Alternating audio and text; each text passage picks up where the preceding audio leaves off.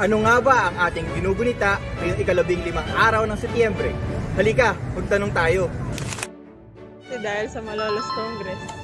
Malolos Congress ay napaka-importante nito sa kasaysayan ng bawat isang Pilipino.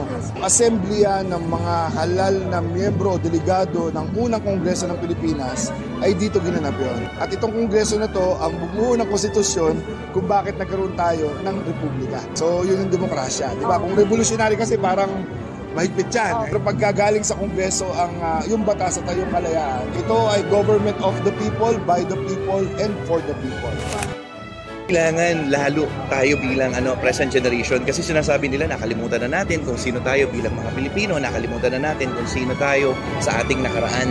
Matuto tayo sa mga aral ng kasaysayan. Mabuti at masama na nangyari sa nakaraan, matuto tayo para maging mas mahusay tayo at mas maging better tayo bilang mga mamamayang Pilipino. Hindi naman perpekto yung mga nangyari doon. Nakita natin, kabahabahagi din yung ating mga pinuno noon dahil mayroong mga kani-kanyang pananaw, may kanya-kanyang daghain, kuminsan may kani-kanyang ambisyon sa buhay. Dapat hindi ganon. Na yung mga nangyari nung nakaraan, dapat matuto tayo. Kita natin nagkawatak-watak. Bakit? Kasi mga personal na agenda. Minsan ganun din yung nakikita natin sa ngayon. Pero ang magandang bagay naman, na-i-expose yung mga bagay na dati nakatago at pinag-uusapan lamang ng lihim. Ang dalangin natin, hindi lang makarating doon sa exposition, kundi magkaroon talaga ng bunga. Sabi nga sa Biblia, and ye shall know the truth, and the truth shall set us free.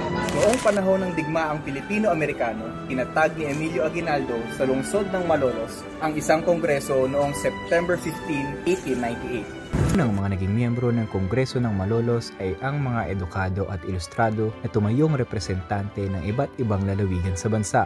Ang Kongreso ng Malolos ang siyang bumalangkas ng unang saligang batas o konstitusyon.